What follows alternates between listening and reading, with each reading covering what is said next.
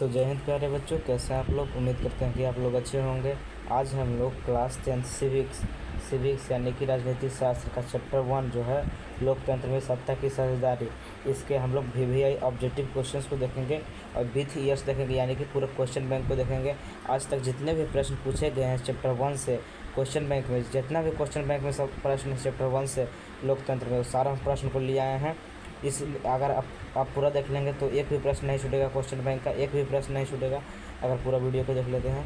तो चलिए वीडियो को स्टार्ट करते हैं। इससे पहले आप इस वीडियो को लाइक करके इस वीडियो को अपने मित्रों को पास जरूर शेयर कीजिए और कलम कॉपी लेकर बैठिए, ताकि जहाँ पे आपको गलत होगा, जहाँ पे आपको नहीं समझ में आएगा कि इसका आंसर हमको नहीं याद हो रहा है, वहाँ पर ही आप उसका या तो कमेंट में डाउट पूछ दीजिए कि यहाँ पर कैसे हुआ, ये समझ में नहीं आया, हम आपको एक वीडियो में अच्छी तरह समझा देंगे, या फिर आप उसको डाउट नोट कर लीजिएगा। ठीक, जिसका आंसर आपको नहीं आएगा उसको ज़रूर याद कर लीजिएगा, मतलब कि नोट कर लीजिएगा अपने कॉपी में, ताकि इसको बाद में याद कर सके। ठीक, हम लोग क्वेश्चन के साथ उसका ईयर भी देखेंगे कब पूछा गया था। जैसे चैप्टर 1 का पहला प्रश्न है, क्षेत्रवाद की भावना का कुपरिणाम क्या है। तो इसका अलगाववाद होता है। जहाँ क्षेत्रवाद होता है वहाँ अलगाववाद होता है कि अपने क्षेत्र से प्यार करते हैं, दूसरे को क्षेत्र से नफरत करते हैं, मतलब लोगों में अलगाववाद आ जाता है, लोगों में एकता नहीं रहता है, अनेकता आ जाता है। ये 2017 2020 में दोनों बार पूछा गया है, यानी 2 साल पूछा गया है। इस प्रकार हर प्रश्न के साथ उसका ईयर्स भी देखेंगे। आप लोग इस वीडियो को अपने मित्रों के पास जरूर शेयर कीजिए। अगर चैनल पर पहली बार आए हैं तो चैनल को सब्सक्राइब करके बेल आइकन को जरूर ऑन कीजिएगा, क्योंकि हम लोग अच्छे तरीके से हर चैप्टर का क्वेश्चन करवाते हैं और टॉपिक भी पढ़ाते हैं। ठीक, तो आप लोग इस वीडियो को अपने मित्रों के पास जरूर शेयर कीजिए और हमें ज़रूर सपोर्ट कीजिए। ठीक, तो चलिए वीडियो को स्टार्ट करते हैं।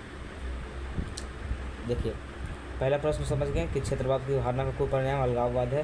दूसरा प्रश्न है, भारत में कहाँ महिलाओं के लिए आरक्षण की व्यवस्था की गई है। बहुत ही महत्वपूर्ण प्रश्न है। वीवीआई जितना भी कह लें वीवीआई है, क्योंकि ये बहुत महत्वपूर्ण प्रश्न बार बार पूछा गया। देखिए 2011, 2013, 2016, 2019, हो सकता है 2025 में भी पूछ दे, 2025 में भी पूछ दे कि भारत में महिलाओं के लिए आरक्षण की व्यवस्था कहाँ की गई है। तो याद रखिए, पंचायती राज व्यवस्था में महिलाओं के लिए 50% इतना 50% आरक्षण की व्यवस्था की गई है। इसलिए आप देखते होंगे कि जब आपके यहाँ से जब कोई मुखिया खड़ा होता है तो उसकी पत्नी खड़ा होती होगी। मुखिया मतलब वो जो खड़ा होता है मुखिया, उनकी पत्नी जी खड़े होते हैं, मुखिया जी का वो मुखिया खड़े नहीं होते हैं, यानी कि अधिकतर महिलाएं खड़ी होती है। जब भी देखिएगा वार्ड का चुनाव होगा, सरपंच का चुनाव होगा, मुखिया का चुनाव होगा, इस सब में औरत यानी कि औरतों को ज़्यादा महत्व दिया जाता है, महिलाएं ज़्यादा खड़े होते हैं, यानी कि क्योंकि महिलाओं को 50% आरक्षण मिलता है, 50%। ठीक, अब अगला देखिए, क्वेश्चन नंबर 3 है, सांप्रदायिक राजनीति आधारित होता है। तो देखिए, पहले तो समझिए संप्रदाय क्या है। संप्रदाय मतलब होता है अपने धर्म को श्रेष्ठ मानना, दूसरों को धर्म को बुरा भला कहना। यार ये संप्रदाय का है। संप्रदाय किसे कहते हैं? अपने धर्म को श्रेष्ठ मानना और दूसरे के धर्म को बुरा भला कहना। संप्रदाय का किस पे होगा? सिंपल, सांप्रदायिक यानी कि धर्म पे। संप्रदाय में क्या कहता है कि हमारा धर्म श्रेष्ठ है, दूसरा का धर्म खराब है, गलत सलत निकालना।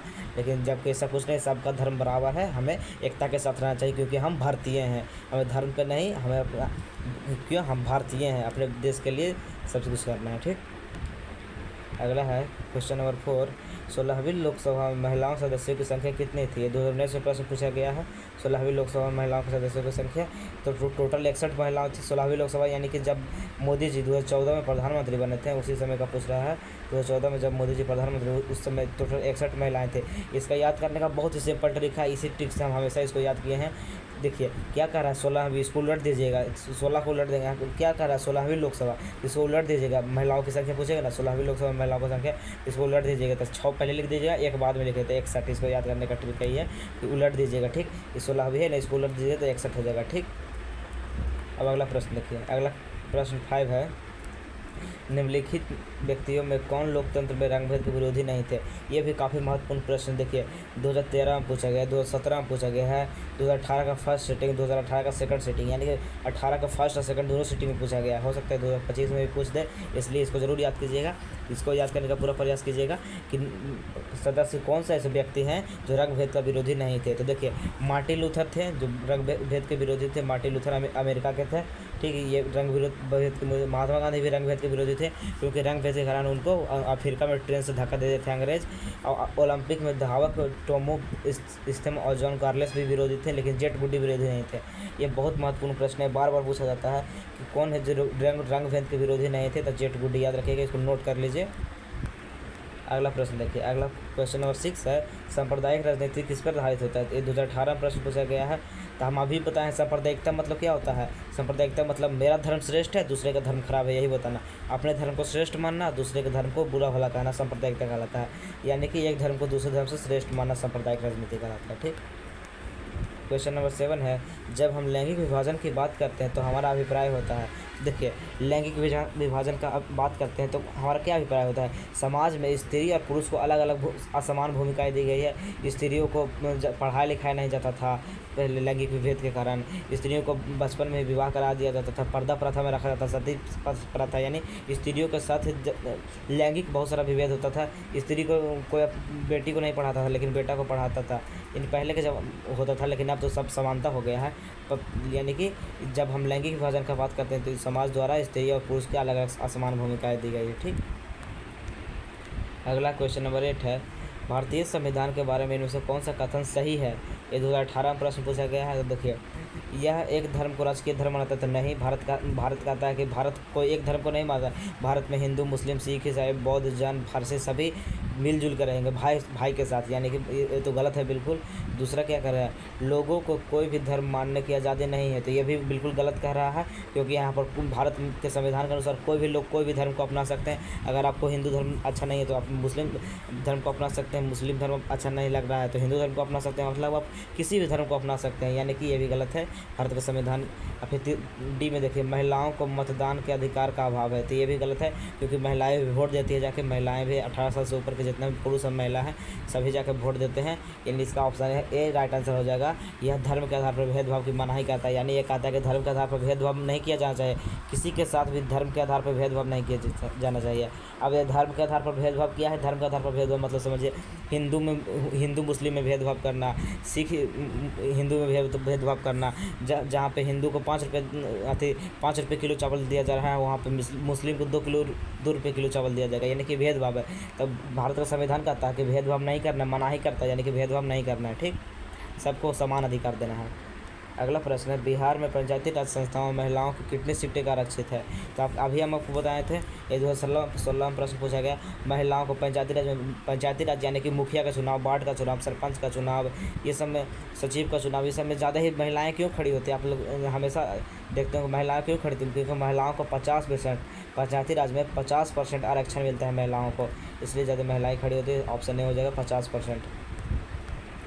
अगला प्रश्न है, अंतर्राष्ट्रीय महिला दिवस किस तिथि को मनाया जाता है। ये 2014 का प्रश्न है, तो देखिए याद रखिएगा या फिर इसको नोट कर लीजिए। 8 मार्च को अंतर्राष्ट्रीय महिला दिवस मनाया जाता है, 8 मार्च को। ठीक। अगला प्रश्न है, 15वीं लोकसभा चुनाव के पूर्व लोकसभा में महिलाओं की भागीदारी कितनी थी। तो देखिए, ये 2012 का प्रश्न है। 2012 का फिर इतने सालों से नहीं पूछा, ये हो सकता है 2025 में पूछ दे इतना दिन रुक के कि 15वीं लोकसभा चुनाव में लोग महिलाओं को कितनी भागीदारी थी। तो देखिए, ये 10% भागीदारी थी। 15वीं लोकसभा चुनाव में महिलाओं को 10% भागीदारी थी। अब वो यही पूछी जाए कि 16वीं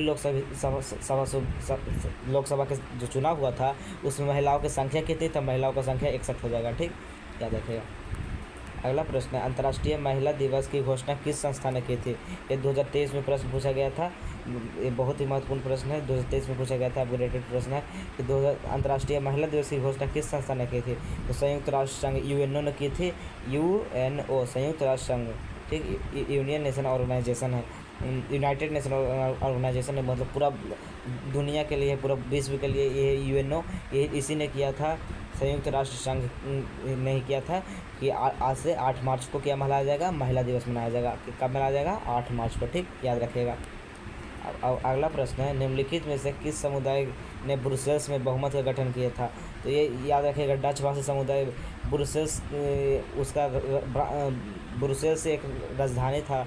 उसको हाँ चैप्टर 1 जब हम आपको पढ़ाएंगे विस्तार से, उसमें हम आपको बताएंगे कि ब्रुसेल्स क्या है, श्रीलंका के बारे में जानेंगे, ब्रुसेल्स के बारे में जानेंगे। उसमें डच भाषी समुदाय ने किया था, इसको नोट कर लीजिए आप। ये 2023 में प्रश्न पूछा गया था, इसको नोट कर लीजिए कि ब्रुसेल्स में किसका गठन हुआ था? तो डच, ब्रुसेल्स में डच, ब्रुसेल्स में डच, ब्रुसेल्स में डच, याद रखिएगा। ठीक। अब क्वेश्चन नंबर 14 है कि राष्ट्रवादियों और यूके सरकार के बीच कब समझौता हुआ था? ये भी 2023 में प्रश्न पूछा गया। ये सब प्रश्न है ना 2023 के सेकंड वाले में पूछा गया था, जिसमें बच्चों का पसीना छूट गया था, क्योंकि 2023 के सेकंड वाले में जब बहुत सारा न्यू क्वेश्चन पूछा गया था, जिसमें सबसे हार्ड सिलेबस था आज तक के पूरा क्वेश्चन में सबसे हार्ड पूछा गया था 2023 में। ठीक, याद रखिएगा। 2023 में पूछा गया था यूके सरकार के बीच राष्ट्रवादियों के बीच समझौता कब हुआ था? तो 1995 ईस्वी में हुआ था। ठीक, यूके सरकार और राष्ट्रवादियों के बीच समझौता 1995 ईस्वी कब हुआ था? 95, यानी कि आज से करीब अभी 25 में आप परीक्षा देंगे ना, यानी कि 25 साल पहले, याद रखिएगा 25 साल पहले आप 2025 में परीक्षा देंगे। इससे 25 साल पहले क्या हुआ था? राष्ट्रवादी और यूके सरकार के बीच समझौता हुआ था। ठीक, याद रखिएगा। अगला प्रश्न है, निम्नलिखित में से किसने कहा कि धर्म को कभी राजनीति से अलग नहीं किया जा सकता? ये 2023 में प्रश्न पूछा गया है। तो ये महात्मा गांधी जी ने कहा था, सिर्फ महात्मा गांधी जी ने कहा था कि धर्म को राजनीति से अलग नहीं किया जा सकता, यानी कि अगर राजनीति में उतर रहा है तो धर्म के आधार पर जरूर भेदभाव करेगा, मतलब भेदभाव नहीं, एक धर्म को बढ़ावा देगा और दूसरे धर्म को थोड़ा दबाने का प्रयास किया जाता है, यानी कि धर्म को कभी राजनीति से अलग नहीं किया जा सकता। इन्होंने कहा था, स्वयं महात्मा गांधी जी ने कहा था। ठीक, अब देखिए इसी के साथ हमारा चैप्टर 1 समाप्त होता है। इसमें हम लोग चैप्टर 1 का सिर्फ क्वेश्चन बैंक देख रहे हैं, यानी कि ये टोटल 15 प्रश्न था, ये सिर्फ चैप्टर 1 का क्वेश्चन बैंक है। पूरा सिविक्स लगभग 20 नंबर का पूछा जाता है, 20 नंबर का पूछा जाता है, जिसमें 10 नंबर होता है ऑब्जेक्टिव का। 10 नंबर में सिर्फ चैप्टर 1 का 15 प्रश्न पूछा गया था आज तक 2010 से आज तक 2024 तक चैप्टर 1 से सिर्फ 15 प्रश्न पूछा गया था, जो किस वर्ष पूछा गया था जो भी हम बता दिए हैं। ठीक, तो यही टोटल 15 प्रश्न था जो आज तक पूछा गया है चैप्टर 1 से, ये क्वेश्चन बैंक में है। इसका जो ऑब्जेक्टिव क्वेश्चन होता है उसको हम आपको करा देंगे। ऑब्जेक्टिव क्वेश्चन ये सिर्फ क्वेश्चन बैंक था, इसमें केवल क्वेश्चन बैंक के प्रश्न छाट के लाए थे। अब आपको हम जितना भी ऑब्जेक्टिव क्वेश्चन बनता है वो हम अगले पार्ट में कराएंगे।